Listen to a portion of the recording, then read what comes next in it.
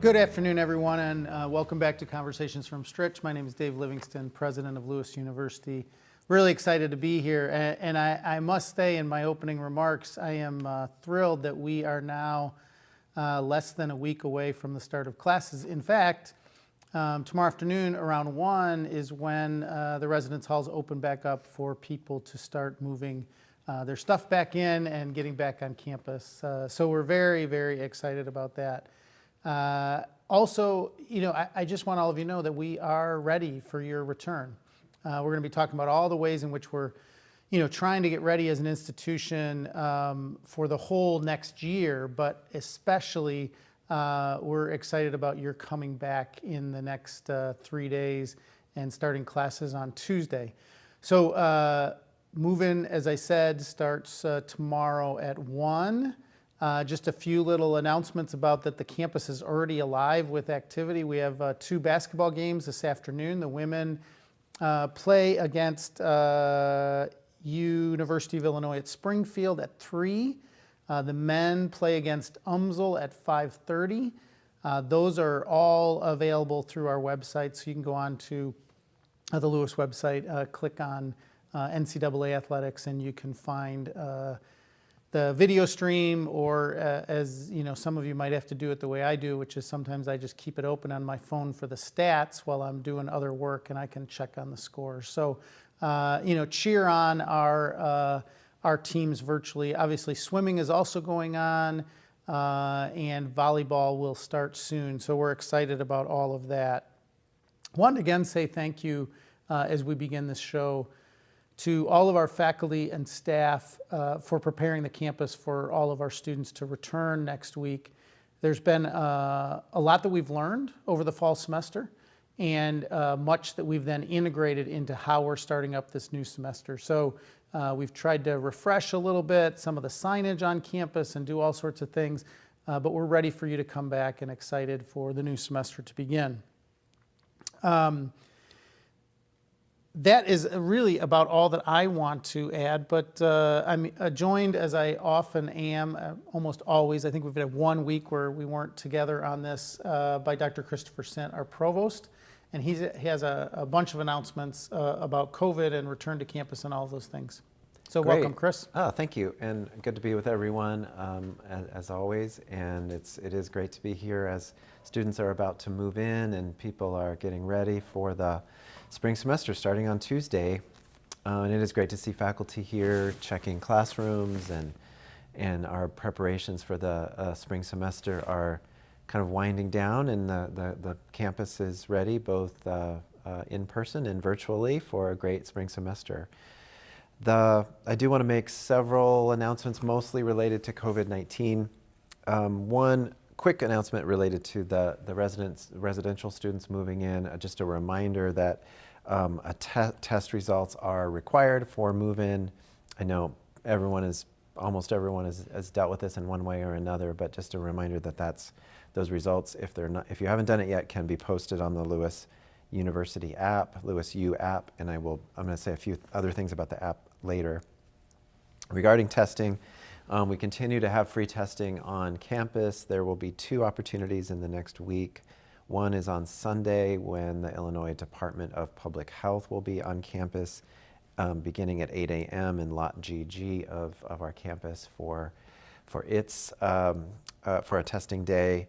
And then we will continue to have our regular Tuesday testing on campus from the Will County Health Department, and that testing starts at 9 a.m. And for that testing, please contact the COVID-19 hotline team if you're interested in reserving a time as a student or employee, so that you can avoid the longer line. Although I've heard that the lines are getting shorter in the Tuesday testing days. Next thing I want to announce is just a reminder, as we are getting ready to move into the begin classes in the classrooms for our blended instruction for the spring semester, that all of our classroom procedures that we outlined in the fall remain in place in terms of the requirements for face covering, social distancing while in the class, A special reminder to do the symptom screening and the use of the QR code for faculty and staff as you're entering the classroom. No food or drink, and as always, supplies will be available for cleaning spaces and so on. And then one detail that I don't know if it's always been as part of our details, but I don't remember it always being there, is a reminder that we have a rule that one-on-one conversation before and after class, which is one of our most beloved trademarks of a Lasallian institution, is best done outside of the classroom, not in the class, because it causes some the congregation of people in the classroom after class and before classes where we're most at risk. The reminder, and then I guess really we're going to bring up some other issues with our guests, but I just want to address one more thing before introducing our guest. And I've mentioned the app already several times. The app has become a really important part of our COVID-19 response, but increasingly a great part of our community and our way to communicate and our way for students and employees to get information about what's going on campus. So first of all, just a reminder to use the app for all of the purposes that we've outlined in relation to COVID. I mentioned the QR codes, the screening before coming to campus, as well as using it for reporting a positive COVID-19 case. And then I also want to mention a couple big things. So I mentioned this last week, another reminder that we're renewing our acknowledgement of the Flyers promise as we enter into the spring semester. And that is a tile on the app, so that will please take some time and read through the acknowledgement and reaffirm your commitment to the behaviors that are described in the Flyers promise. The acknowledgement also is full of really amazingly helpful information about things like the policies that are in place, the difference between quarantine and isolation and how we go about those. All of that information is on the website as well, but it might be, if you want a refresher of sort of where the institution stands in relationship to all of our COVID policies, just reading through the acknowledgement is really helpful. And then finally, as I mentioned, one of the outcomes of having the app is that more and more students and employees are using it for lots of different purposes. One of those is to build community and to use the kind of social media function of the app, and that we're really pleased by to see that the students are speaking to each other, especially when they are more isolated during the COVID time, and also just using it for high quality information and to have a social experience. But as we all know, one of the outcomes of that social experience sometimes is that there is a potential in social media to forget that you're a part of a larger inclusive community. And when you're using the Lewis app in particular, you're very much engaging in a smaller community of people who have agreed through our sanctified zone statement and through our regular behavioral kind of expectations of every member of our community as students or employees, that they will behave in civil, respectful ways with each other. And that happens the vast, vast majority of the time as it is. But recognizing that that's not possible for it to happen all the time, and also just as a reminder to us of our expectations of each other as a community, we are instituting a new practice today, this afternoon. Everyone should receive I think it will come as a pop-up on the app for people who have the app, which I hope is everyone at this point, and that will ask you to sign a new terms of use of the app agreement. This is something that all of us did when we downloaded the app to begin with, but we've revised it a little bit to emphasize those expectations when using it for social media purposes. It will list some behavioral things like bullying, hostility, expressed in the apps and so on that we're explicitly trying to make sure people don't do, and then we will remove posts, monitor and remove posts if they aren't reaching that level of expectation. And again, we want absolutely want free and open discourse, and we would only remove posts as a last resort, but we are reserving the right to do that. So can I just, one quick comment on that, or it's not really a question, just one, I'm really grateful that this is happening, and to your point, Chris, excited that so many people are using the app. And I must say, I check the app at least once a day, and I love seeing the little things that are on there, which I think is what you're talking about. 99%, more than that, of everything that happens there is really great. And I love seeing one of the things that I find so interesting is that lost and found thing, because it's so common that a student will say, I found this ID, I found this necklace, I found this one earring, it was over in Charlie's Place, or it was in, the lounge at Dorothy Day, and I took it to the police, or it's at the desk at Dorothy Day. And so, and then of course, all the sellings of books and what do you know about this professor? I'm thinking about taking this class that are consistently on there. But of course, to your point, we just want to make sure everybody's aware that it is a community and we're all involved in it, and we want people to use it in a way that would be the same as how we would treat each other if we were sitting in the student center having lunch, right? We respect each other. We may not always agree, but we respect each other and treat each other with dignity. That's right, thank you. So with that said, like I said, I might have some other announcements with our guest, but I'd like to bring on our guest, Ray Kennelly, our Senior Vice President for Enrollment and Chief Strategy Officer. Welcome, Ray. Thank you, Chris. Thank you, Dave. Glad to be here. Thanks for being here. Wonderful to see you.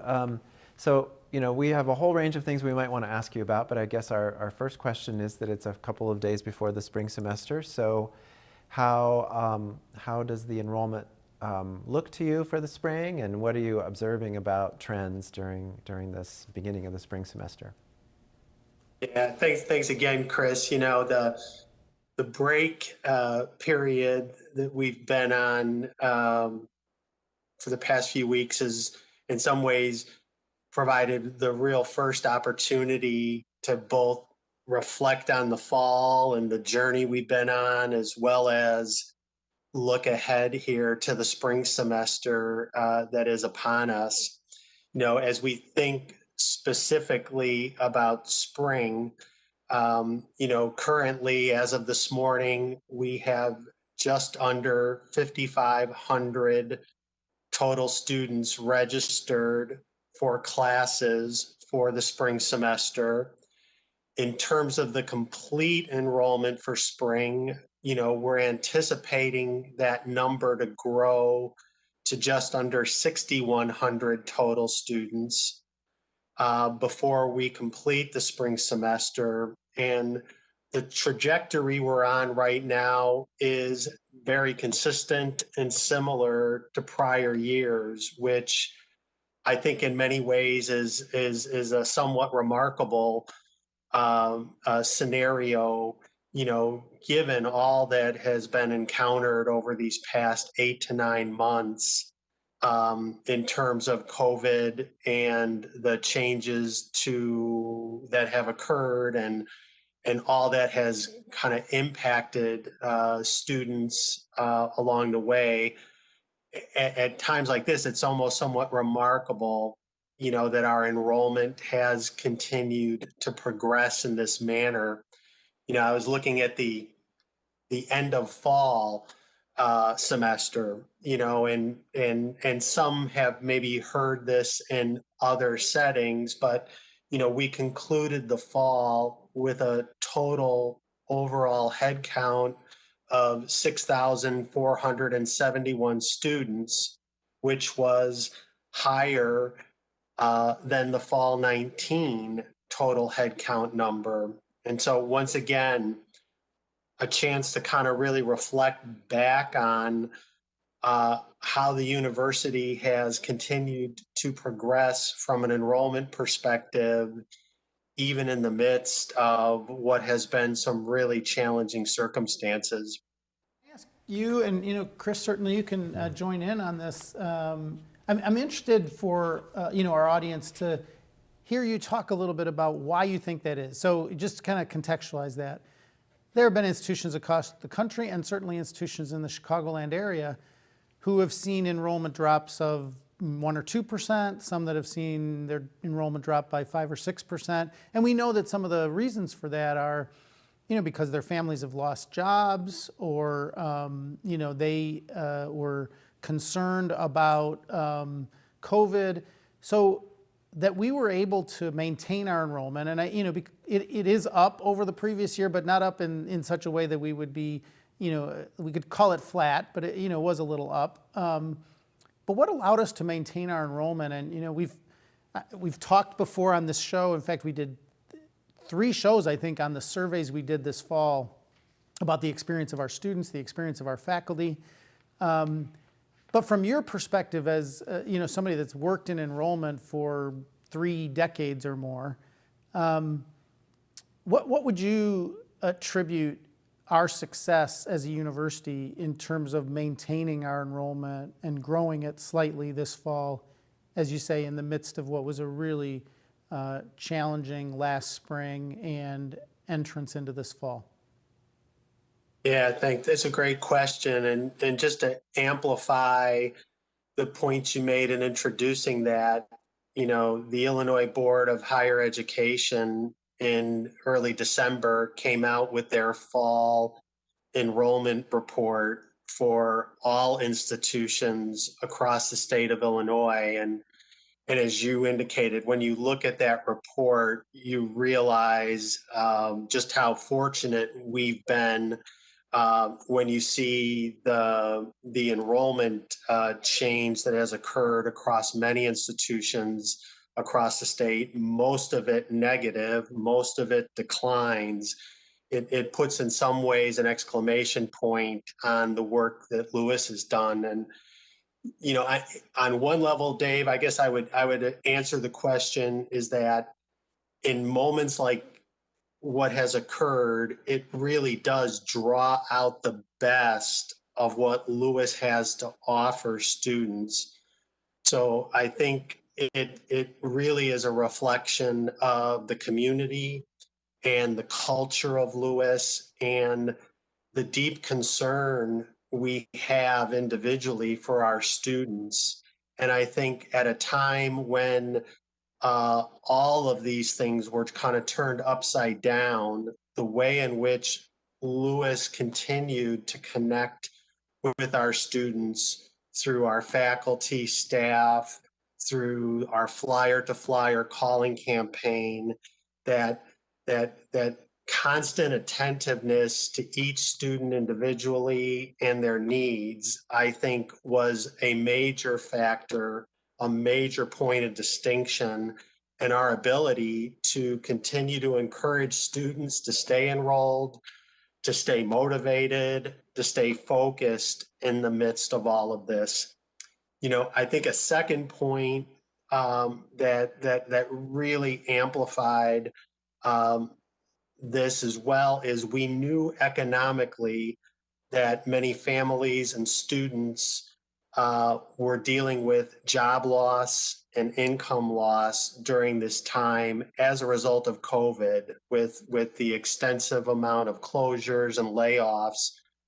And I'm so pleased that with the support of the Board of Trustees, the support of the administration, that we were able to put together the funding for our COVID-19 relief fund.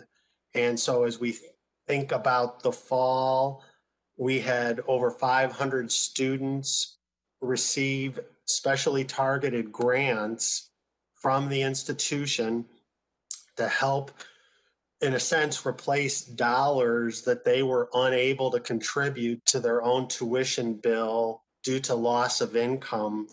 So that has continued in the spring. We have responded already to an additional 425 new applications above and beyond students that were already awarded for fall and spring previously. So now we're at a point in this year that close to 1,000 of our students are receiving some additional financial support from university funds to help compensate for their inability to pay some of their tuition because of job and income loss. And that, I think, has had a profound impact, very mission driven, very targeted and focused, and very responsive to the needs of students. It, And then go ahead, Ray. I've had the chance to be on Conversations from Stritch multiple times representing the division, and I just feel like I also have to just recognize both the leadership and the staff and the team that make up all of those offices, the admission office, the financial aid office, and all of those areas, as well as the faculty and staff across campus. It's been an incredible team effort that's made a huge difference for us. Yeah, and I would just add to that, because this morning, one of the things that I do every week is, I probably end up, it's usually between 30 and 50, kind of personal notes I write, and I write these notes to donors that have, given to the university, $1,000 or more. And this morning I was writing a note and writing to somebody who gave $15,000 to the COVID Relief Fund.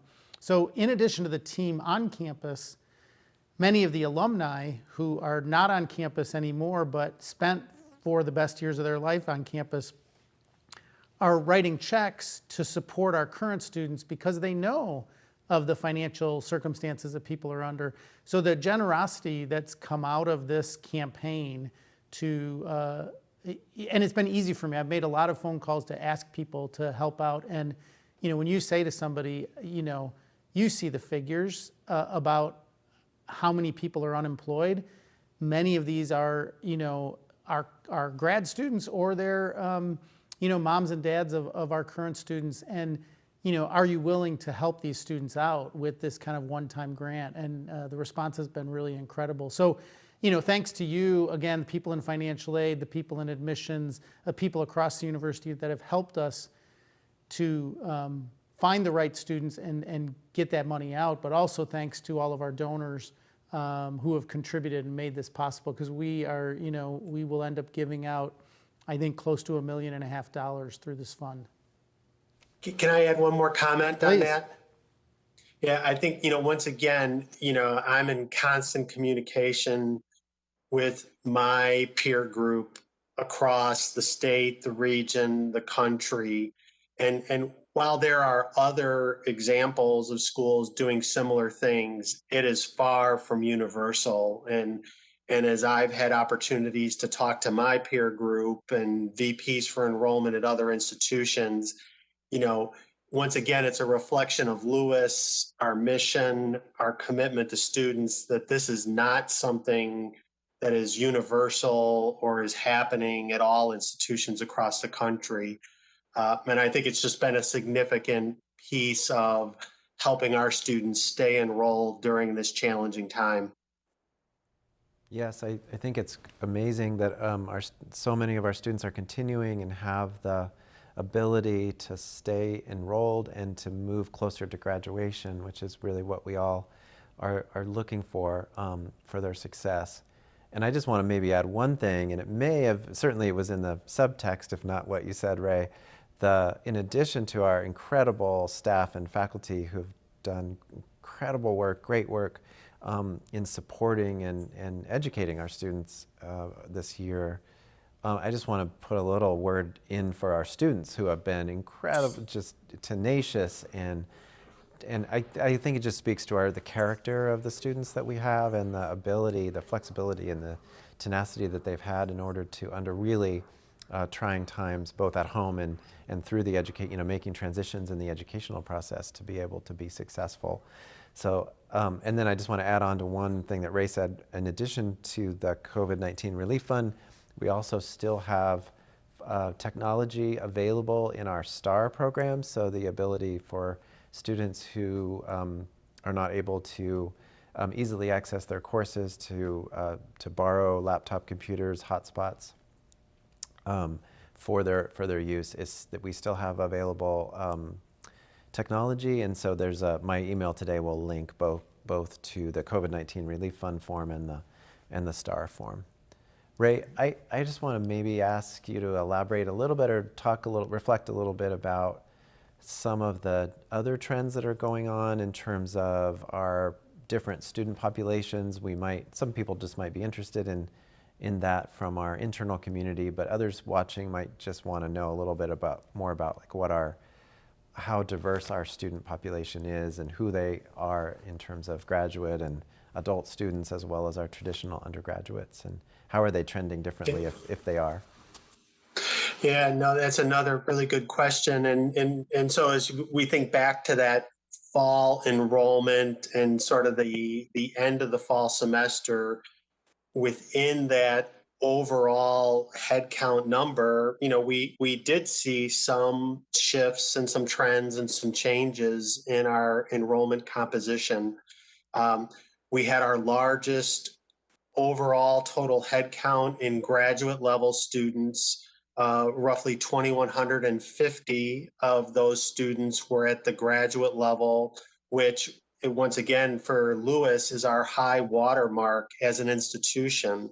So a really exciting trend and is reflective of some of the new program growth that has been added, as well as the existing programs filling up with new interest and new students. And so we're definitely seeing a trend. It's carrying forward at this point in the spring as well of a robust graduate level enrollment.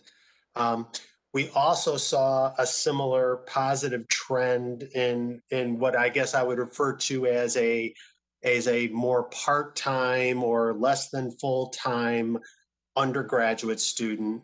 And so we did see growth and saw an increased trend in students, many of them transfer students. What people may not realize is that among the private universities in Illinois, and this is all privates in Illinois, we're number 3 in the state in terms of the number of transfer students that come in each year.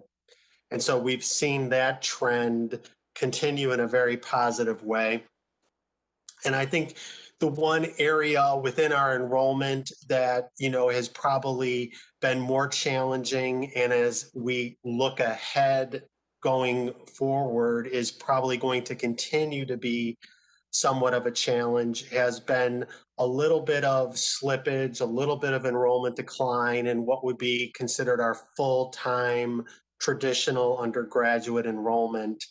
A big piece of that is just the demographics. We know we're in the midst of some shrinking demographic numbers and decline in the number of high school graduates. But then we also know both in the state of Illinois, locally and nationally, the COVID-19 pandemic has prompted a large number of students to sit out, and has caused a number of students to kind of maybe pause on their enrollment in college.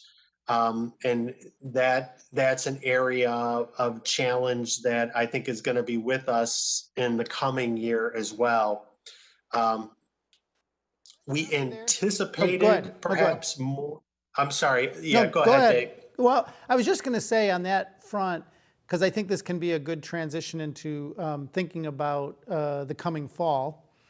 I guess I would say for anybody listening, I think it's really valuable based on several things that you've said so far. The people that seem to have stayed out, many of them are more financially stressed as families. Those seem to be the students who have really said, I just don't think I can do that. And I want to say, very publicly that if you have a friend, a relative, a sister or brother, that Lewis is a place that may seem out of reach financially for some families, especially in the time of COVID, but there are so many opportunities. One of the things that is in the new federal budget is an increase to Pell Grants. One of the things that is in the new state of Illinois budget is an increase to MAP grants. And then Lewis both through these COVID-19 relief funds, which is just a one-time grant, but through our overall financial aid packaging, we're really trying to make it a Lewis degree affordable for students who are stressed by their financial position and may be thinking about sitting out next fall because I can't afford to go to college. I don't know if my parents are going to have a job. At least come and talk to us, I guess is what I want to say. Now, the other thing I want to say is to turn over to you, Chris, because I think not only do we want people to know that they're financially going to be able to afford it, but that what they're going to come and experience next fall at Lewis University in terms of the educational experience. So maybe you could talk about that and then turn it back over to Ray in terms of what that might mean. Sure. So yes, we have been, this is the time of year when we plan the summer and fall semester. So just as a matter of routine, we've been having our annual conversation about the fall semester as well as the summer semesters.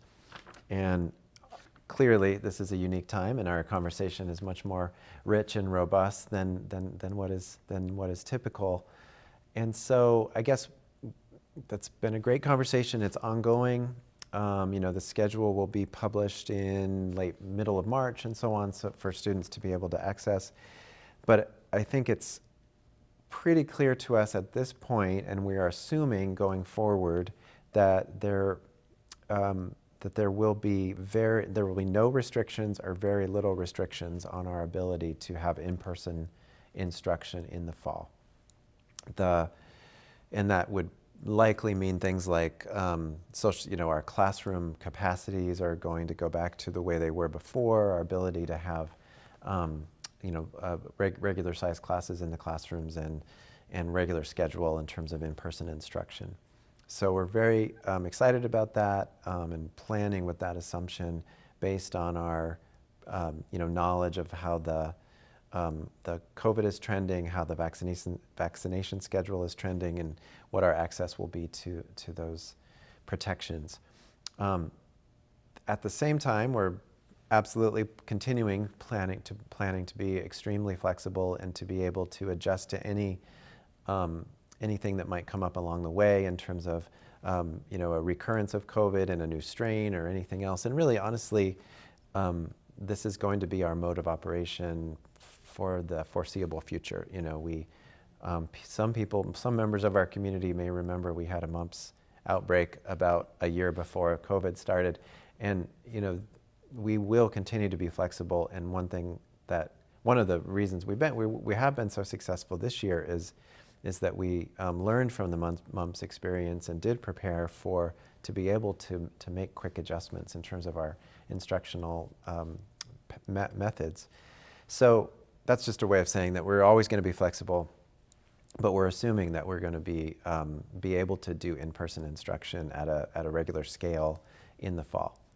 I want to say one more thing before you say anything or Ray says anything, which is that we also don't want to forget that we've learned a lot this year.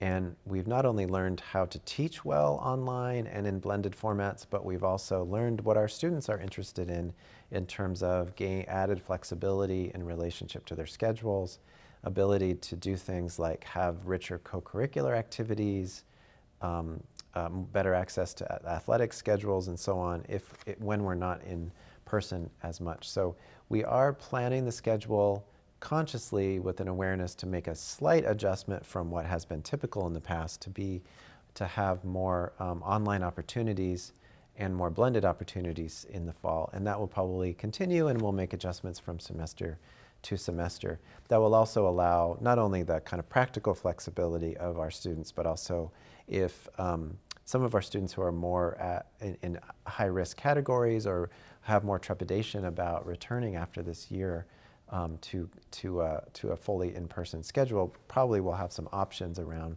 continuing to study or beginning to study online. Okay, yeah, so now I'm just going to be excited. So as I started the show today, and then Ray can be excited as well, but I said we're so excited to have you come back next week and join us back on campus and begin your classes again and have the faculty back and have the life of the university. But even more exciting to me is to think about that date in late August or early September. I don't know exactly. I think it's last week of August next fall, when we fully expect that we will be back in person. And just to then emphasize what Dr. Stritch just said, that we are excited to have all of you back in person and be back into what people might call, what we're used to. If you're returning next year as a senior, what your first and second year felt like. But we learned a lot. And I want to emphasize that our students should know that we are prepared, our faculty are prepared to also, again, if they're vulnerable to the virus or if there, remains, issues around their ability, we will have enhanced hybrid and online opportunities for completing their Lewis degree. And that for me is exciting because it means you often talk about walking side by side with our students and reading the signs of the times and really being present to our students in terms of what they want. And so what we're trying to do with this class schedule, 2,500 classes that we'll offer next fall, that we will offer you an opportunity to be in person.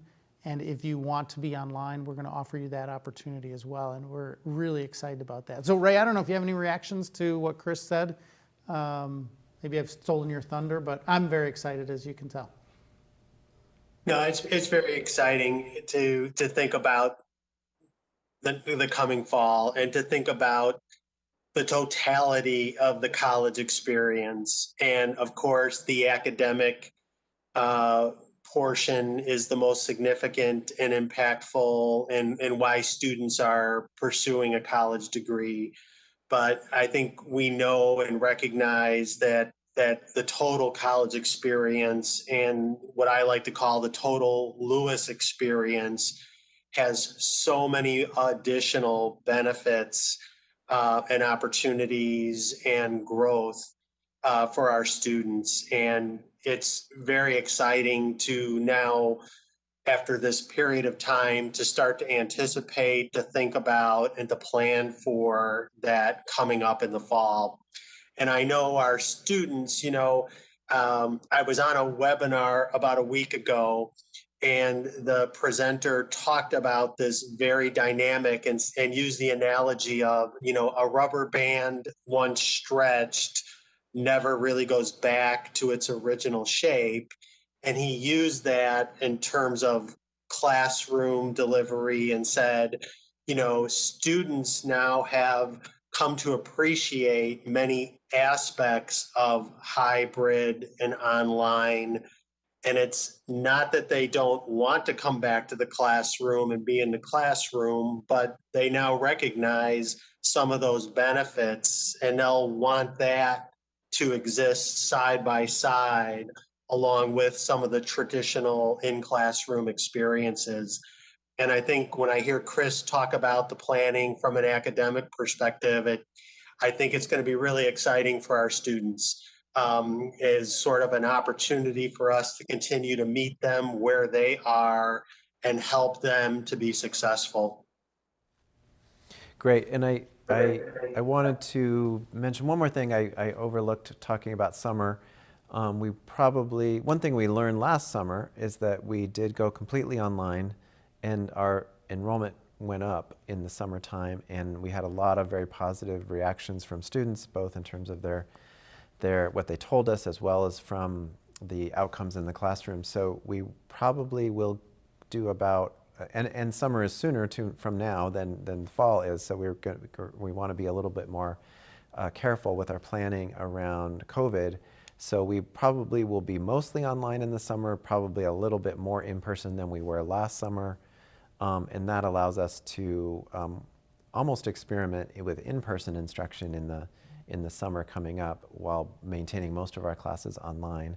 And what we really found last summer was that allowed students who were returning home when they were going to, when they lived further away than the local region, to be able to attend classes in summer. And so we hope that will continue this summer, and people will be able to stay with their families, or if they're there now, or return to their families from the residence halls and continue in summer instruction. But we will have some options for people who want to practice in-person instruction in the traditional format this summer, and maybe even for people who might want to might be beginning their college experience and wanting to have a little access to a classroom experience after a senior year in high school where there hasn't been very much of that. We might have some in-person instruction, especially at the latter half of the summer, for people to transition back to that experience. And I have a completely unrelated announcement, if you don't mind, Ray. I always forget to announce something, so this is the thing today. Some people who, as we've said, there are more people on campus than have been in last week, and so people may have noticed that yesterday we did in St. Charles Borromeo, in the flight deck, we did a vaccination clinic, and it was actually OSCO was here giving a vaccination clinic for healthcare workers who don't work in established settings like hospitals and so on. So people who are qualified to receive the vaccine in Group 1A were here yesterday and getting vaccinations by OSCO. They did about 100 vaccinations, so it's really exciting to be part of the community and contributing to the community in that way. Most of our frontline healthcare workers, our nursing faculty, and many of our nursing students who are practicing nurses already have been vaccinated, but our athletic trainers, for instance, got vaccinated yesterday. So it was a nice side benefit for Lewis to be able to do that as well. And that will likely continue in one form or another. It hasn't been really regularized yet, but that same group will come back for its second shot, for example, in a month or so. I do want to also say that we it's likely that our entire university will be in Category 2, which will be quite a little bit, a few weeks from now, or 6 weeks from now, or 2 months from now, after the larger category of frontline workers moves through. And similarly to this healthcare group, there will be many members of our community who will qualify before the entire university population does. And so, and many of our students who are in placements, for example, we know, I mentioned the nursing clinical students. We do know our teachers our students who are in teacher placements, for example, will be vaccinated along with the 1B group of K through 12 teachers. And so our community will continue to, the number of people in our community will continue to, who are vaccinated will continue to grow. But it will likely be in small groups like that. And we hope to have Nancy Ryland back on the show next week, and she can articulate that all probably better than I can. And every week we know a little bit more about that, so we'll know a little bit more next week as well. Yeah, I mean, one way to talk about that is, I know there's a deep desire for the entire country to, get out these vaccines in huge numbers. I was listening on the radio this morning about down in Arizona, they're using the NFL stadium down there and doing 6,000, 24 hours a day and 6,000 vaccinations a day. We as Lewis University want to do our part, just like we've done in terms of testing. We want to be a part of the solution in terms of helping Will County and the region to achieve its goals in terms of vaccinations. And we have really great people, Nancy being one of them, but many others on our campus who have really close ties with both IDPH and Will County Public Health. And that's why we've been able to do a lot of the testing, and we hope that we will continue to be a place that vaccinations can happen. So I don't know if last comments that Ray or Chris have that you want to make before we wrap up the show?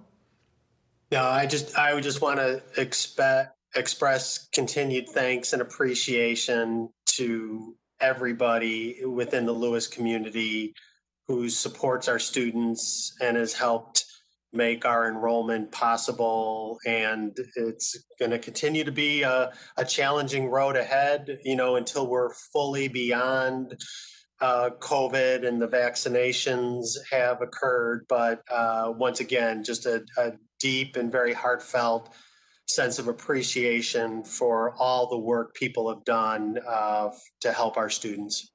Well, thank you, Ray. And I just want to say thank you to the whole community for getting ready for the start of the term, and I look forward to being here on Tuesday and seeing people back in class and walking across campus and engaging in the work of the university.